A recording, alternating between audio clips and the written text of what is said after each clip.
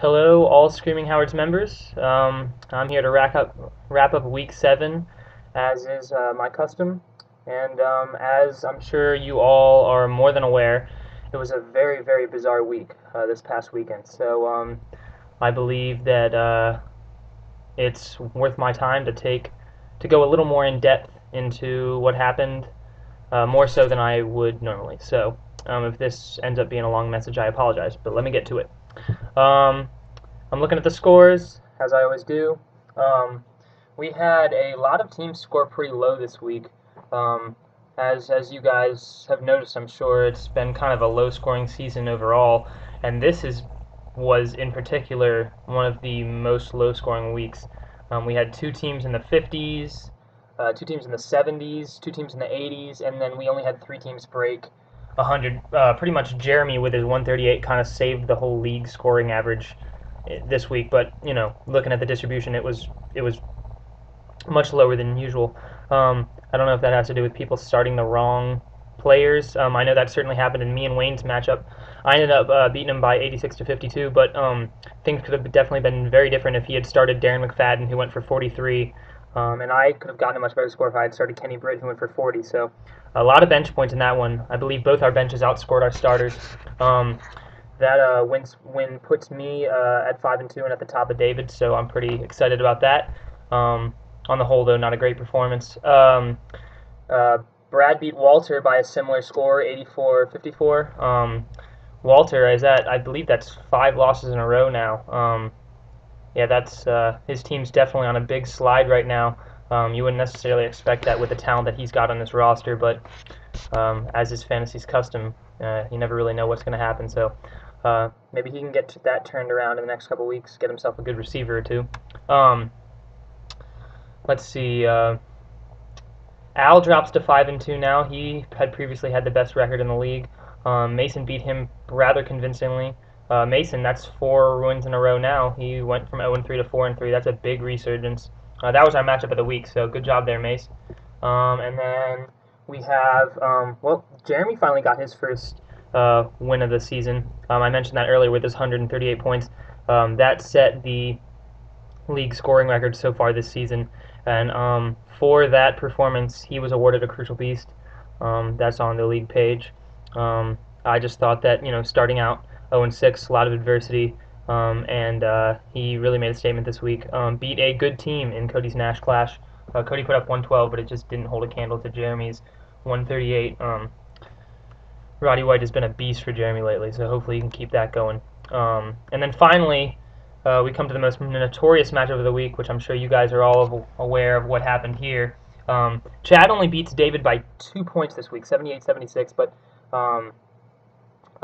if you looked at the two lineups of the Bob Saget's and the Super Bowl victory early Sunday morning, and I know, and I was more than aware of this because Walter and I were tracking this week. We went to a family wedding this weekend, and we actually got to go to a Ravens game on Sunday. But Walt kept checking his internet to make sure that, to try to see if David had set his team yet, because we realized he hadn't, like late Saturday and then early Sunday.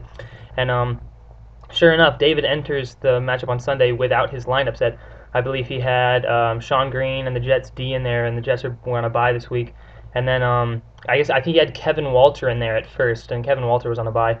I think he realized his mistake, and before the Sunday night matchup, which was the Giants and Cowboys, he managed to stick Mario Manningham in his lineup. So he only had 2 players on bye. But then his kicker, Nate Kading, if I'm correct, didn't play at all on Sunday. So David started a team that had 3 either players on bye or inactive. I mean, while it's impressive that he managed to score 76 points and almost win, as is David's custom, you never know what's going to happen in matchups that concern his team. But I think the bigger underlying point here is the fact that the Screaming Howards is, as a league, and I speak for all of us here as commissioner, every year we try to improve and create a better fantasy football atmosphere. As you guys know, we've been changing the draft from year to year, trying to make it more and more intense, for lack of a better word. We're just trying to get the best fantasy football experience that we can possibly have, and I think that we all agree that atmosphere that we're going for is is impossible if people don't put the effort in to, at the very least, just setting your lineup before Sunday comes around. David neglected to do that this past Sunday. And though one incident is not necessarily, a huge crime, I'm just going to go ahead and put David on notice at this point. And David, that cannot happen again this season, or else the league, perhaps this coming off season, may be forced to take action. As far as that's concerned, so just everybody remember to set your lineups. We want these matchups to be competitive, and though this one was, still not setting your lineup before Sunday is inexcusable. So everybody just keep that in mind. I'm going to move on to a little bit of a brighter topic, and that is the standings after Week 7. And this is bright from my perspective because now I have the best record in David, 5-2. Al and Chad are tied at 5-2 on the other side of the of things in Goliath. So right now, those three teams have the best record in the league, followed very closely by Cody and Mason at 4-3 and David.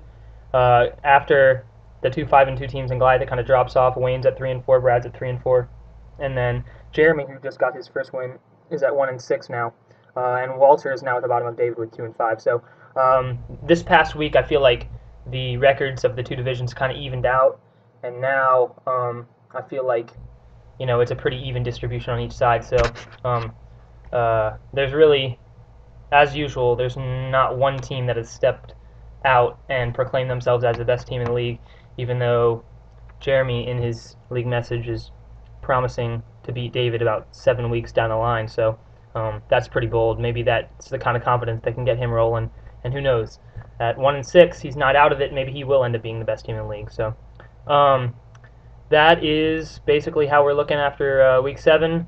I've been upholding a lot of trades lately. Keep trying to shuffle those players around. That's really one of the best ways to improve your team, is just by trading for players with better value. So I'm very glad to see that a lot of that has been happening lately. Keep in mind that the trade deadline is a little under a month away. I know that's not really on anybody's radar screen, but November 24th at noon. So any players that you want to get off your roster, or any players you want to get on your roster from another team, all trades have to be processed by November 24th. So just keep that in mind, and everybody have a great week, and I'll wish you the best of luck this weekend. All right.